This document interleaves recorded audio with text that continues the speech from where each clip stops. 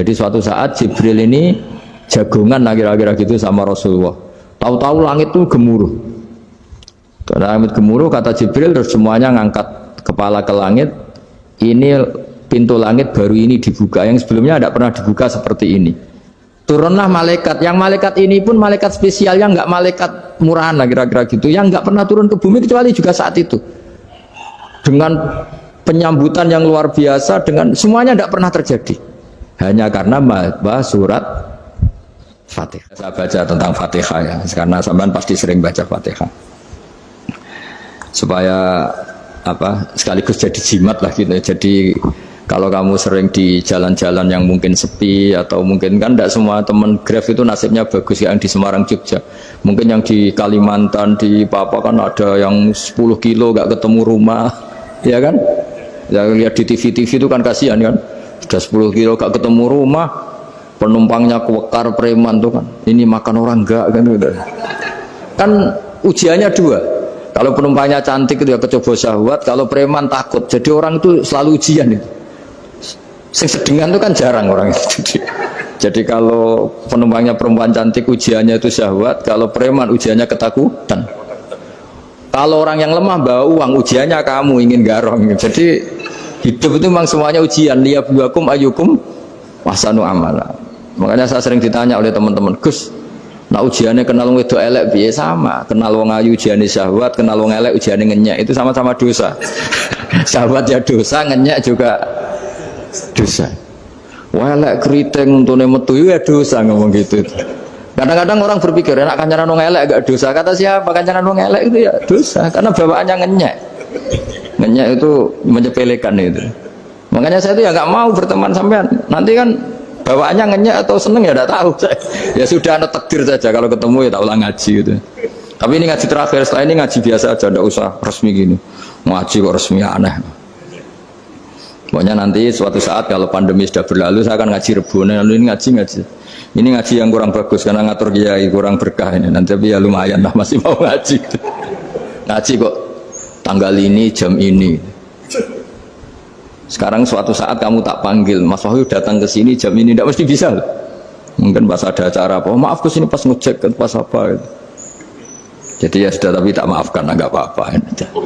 Takdir ya. Tak bacakan supaya sampean tahu keramatnya Bismillah.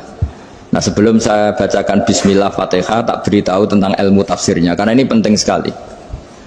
Fatihah itu dawuhnya Allah, tentu itu dawuhnya Allah. Saya ulang lagi, itu kalam Allah. Tapi yang sudah diberikan kesampaian ke kita semua, sehingga seakan-akan itu menjadi dawuhnya kita ke Allah. Jangan salah loh ya, Fatihah itu dawuh Allah, tapi sudah diberikan ke kita, sehingga posisi kita itu yang punya itu. Nah kenapa ini perlu dijelaskan? Karena nanti ada kalimat iyyaka na'budu wa iyyaka nasta'in. Kalau itu masih kalam Allah, berarti Allah ngomong ke kamu, ngendikan ke kamu, kepadamu aku menyembah. Masa Allah menyembah kamu? Nah sehingga ilmu tafsir itu menyelesaikan itu dulu ya. Saya ulang lagi ya, sebelum sampean sering baca Fatihah, aku yakin ya sering baca. Tapi barokahnya tidak paham itu tidak pernah janggal. Enggak paham itu ya penting supaya tidak iskal, tidak janggal.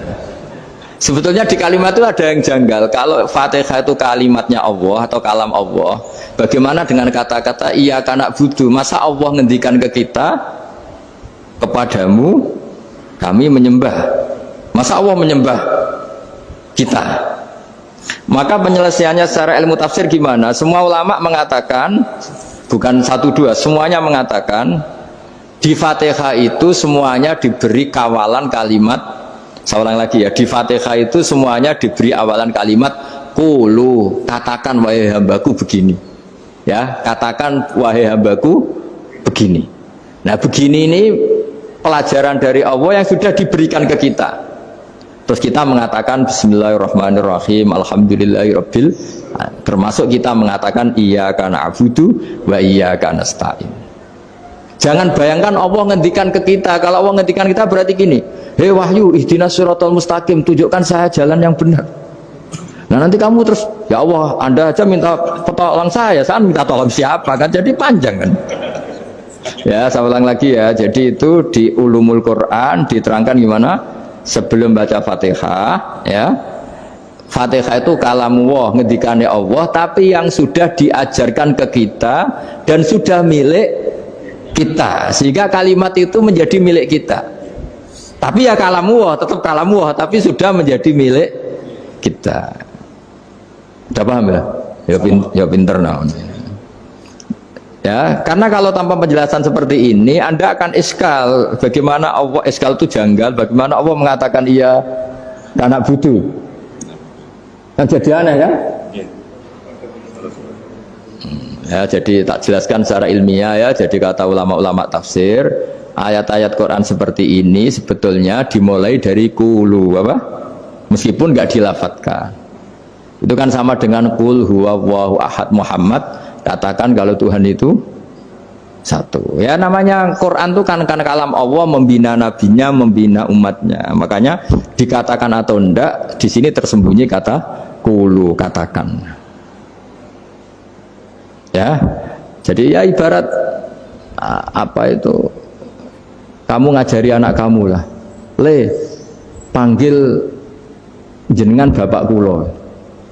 Itu maksudnya anak itu, kalimat itu kalimat kamu, tapi kamu ajarkan ke anak kamu. Terus anak kamu bilang, Pak jenengan bapak kulo.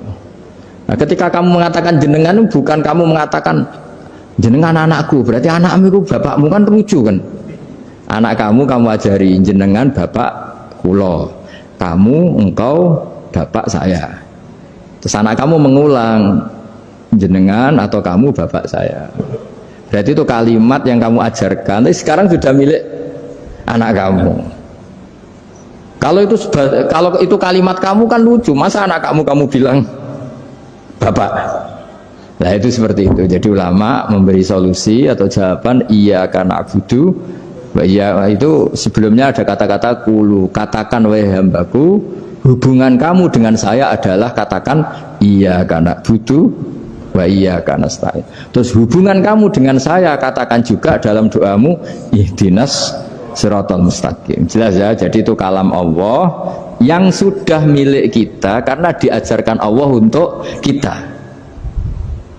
Dong ya? Ya sudah dong, gak jelas ya. Tapi bagus, gak jelas itu bagus. Kalau kamu jelas gak jadi digrab, jadi gubernur. Min azimi fadliha kasratu asma'iha wa fadail ukhra. Ini cerita dramatisnya surat Al-Fatihah. Qala Abu Hurairah radhiyallahu anhu inna iblisa ranna khina unzilat Al-Fatihah. Jadi iblis itu begitu kesakitan. Ini kitab Abu Abul Farad karangannya Syed Muhammad Alawi, juga kutipan dari beberapa kitab. Yang jelas beliau sendiri juga ngutip dari beberapa riwayat di beberapa hadis. Halaman 123. Ketika Fatihah turun itu iblis kesakitan, kayak orang sakit gigi lah, tersiksa sisanya karena turunnya surat apa? Al-Fatihah. Artinya kalau Anda baca Fatihah dijiwai, maka Anda melemahkan setan, melemahkan iblis. Wa qala Mujahid khina unzilat Fatihatul kitab ronna fastama indahu asyayatin. Jadi ketika Fatihah itu turun, iblis itu terkapar lah kira-kira, sampai dijenguk banyak setan. Jadi kemarin di ICU lah kira-kira gitu kalau sekarang itu, entah COVID entah enggak tahu, pokoknya di ICU sampai dijenguk banyak setan. Enggak tahu bawa apa enggak tahu, pokoknya dijenguk banyak setan. Nah yang nyangoni karena ini apa? Ketuanya apa? Pingsan, sakit. Jadi iblis itu sakit sampai dijenguk anak buahnya setan-setan. Ya semoga kalian semua tidak kenal setan. Kalau kenal berarti teman apa?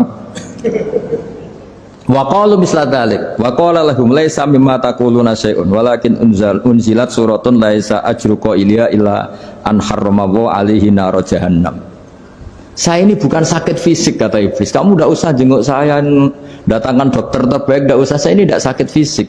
Saya ini sakit karena ada surat yang diturunkan, yang pahala yang melafadzkan surat itu pasti selamat dari neraka. Padahal misi terbesar saya ini supaya manusia masuk neraka. Sekarang punya tamengnya. Mulai pusing kan? Ya seperti orang lah goda sampean, ternyata sampean setia, itu kan pusing. Nah ternyata tidak setia, itu yang akhirnya ribet kan itu. Jadi iblis itu cita-cita terbesarnya kan semua orang itu masuk neraka. Nah sekarang turun satu surat yang gara-gara surat itu siapapun yang baca dijamin selamat dari neraka. Jadi walakin unzilat suratun laisa ajru qailiha illa an harramallahu alaihi nar jahannam. Karena jadi dia shock lah, kalau orang di Jawa itu bilang shock. Aduh, sial nasib saya ini umat nggak bisa saya goda lagi karena punya tamengnya tadi punya. Qad batala kaidukum wa makrukum. Rekayasa kalian sekarang itu tidak ada gunanya semua. Nah ini alhamdulillah di Indonesia kelihatan kan banyak yang miskin, banyak yang susah. Tapi selagi mereka masih sholat, itu keinginan mencari halal itu masih tinggi. Kayak apa kita di tengah kota, jauh dari anak istri, jauh dari tetangga. Biasanya kalau orang jauh dari anak istri, tetangga kan sakar PDW. Tapi yang soleh masih banyak, sudah jauh dari keluarga tetap lurus. Loh, kalau yang dekat lurus kan wajar, konangan wong akeh kan. Ini sudah jauh masih lurus. Nah ini nggak lepas dari barokahnya surat apa? Surat Fatihah tadi. Jadi karena ada surat yang menjamin pelafalnya atau qailiha terbebas dari api neraka. Wa qalat as-sayatinu lahu is ayu syai'in ta'muruna ya maulana. Faqala lahum idhabu wajtahidu hatta tukhfilu qulubahum hatta la yaqulu hadhihi surah. Lalu kita gimana? Jari para setan gitu. Lalu kita gimana? Terus kata iblis, sudah bikin mereka lupa sehingga tidak baca lagi. Selagi masih baca kita pasti keok. Jadi kalau sampean sudah jarang baca Fatihah itu berarti sudah bagian dari kemenangan apa? Iblis. Jadi kalau sampean sudah jarang baca Fatihah itu berarti bagian dari kekalahan Anda, kemenangan iblis. Masih sering baca? Alhamdulillah. Berapa kali? 5 kali sholat. Terus apa lagi? Ya, kalau ngajarin anak-anak mau itu juga saya doa itu juga kepalanya juga. Kok 5 kali tok itu? Berarti pas sholat fardu tok itu? Enggak 5 kali itu mendingan itu 17. Kamu itu ngitungnya jangan 5 ini. 5 waktu aja. 5 waktu itu berarti lumayan kan? Berapa? 17 ya? Ya. 17 ya? Ya. 17, tapi kalau makmum tuh sering separuh kan, apalagi makmum terawih. Ya kan? Makmum terawih itu bacanya Fatihah ada yang sempurna enggak ya? Ya enggak lah. Baru alhamdulillah rabbil alamin mampu ruko ikut ruko gitu. Makmum kan yang terawih lah Mas. Kalau terawih jarang sempurna ya. Fatihahnya itu. Kan imam sudah ruko.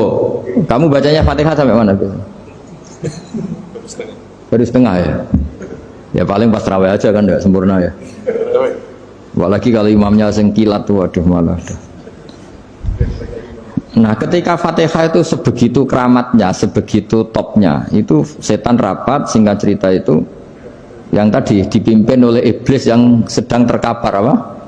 Terus tali obatnya nggak ada, cuma dia shock karena ada surat yang turun yang melafatkan itu pasti selamat dari apa?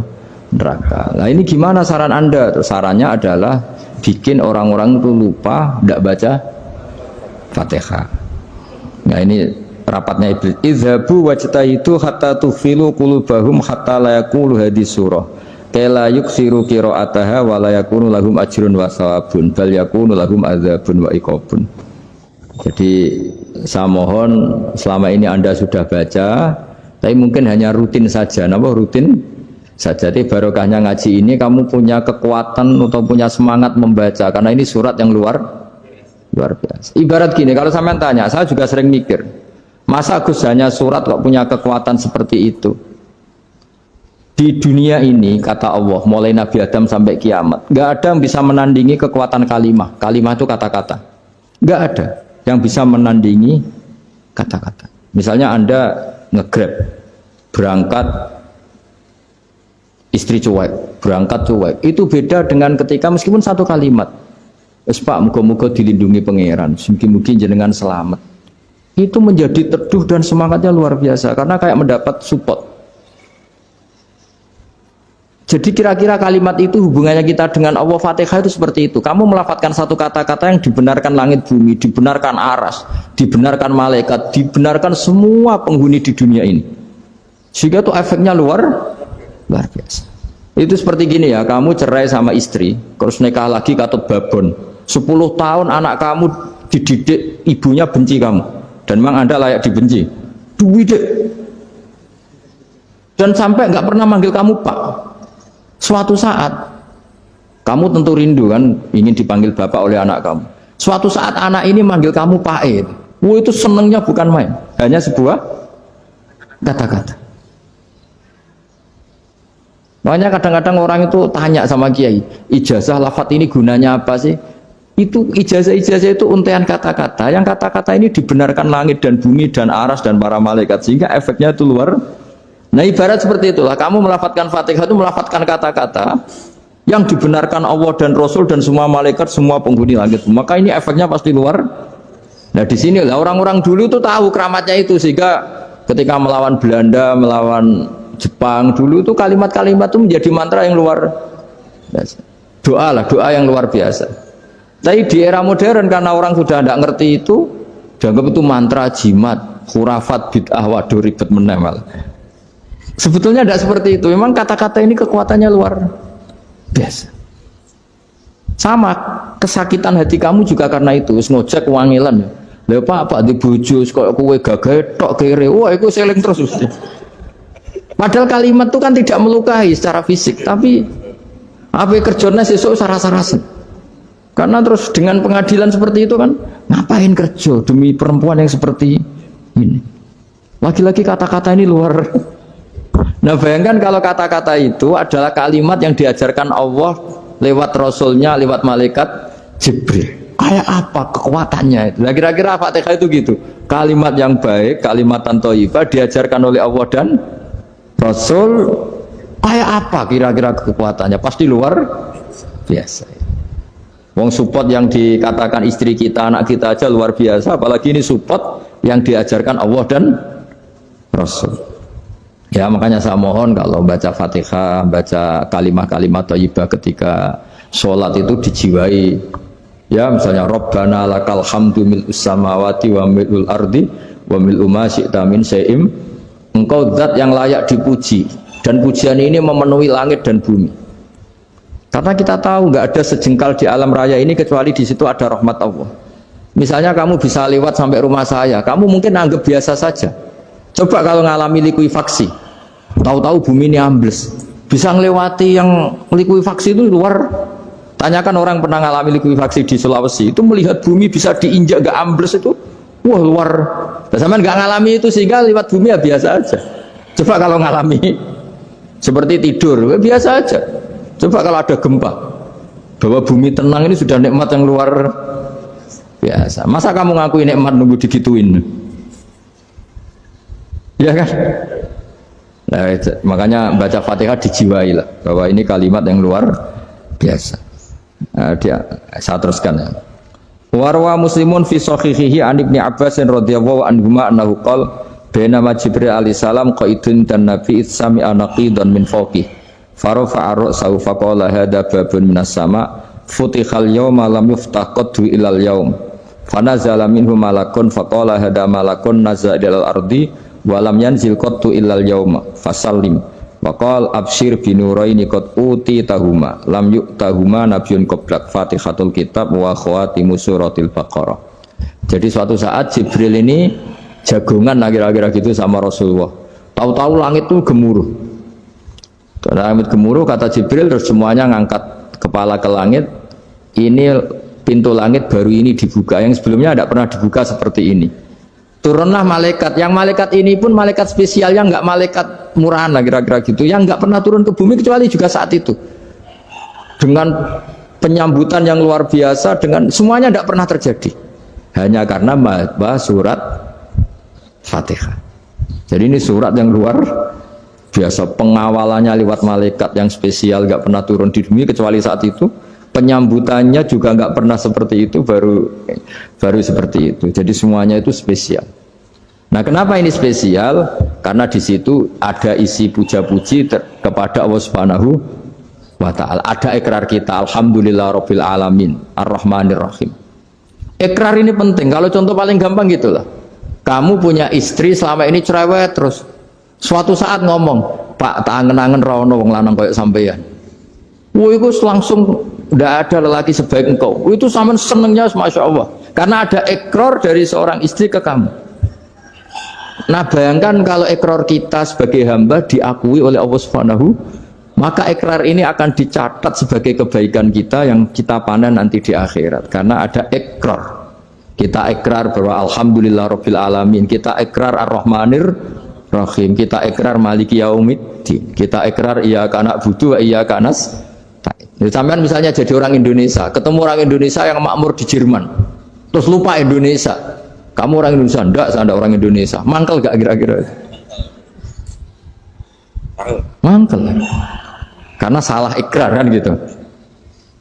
Ya, jadi saya mohon jangan anggap kalimat itu hal yang biasa, tapi luar biasa. Nggih, ngoten mawon. Assalamualaikum warahmatullahi wabarakatuh.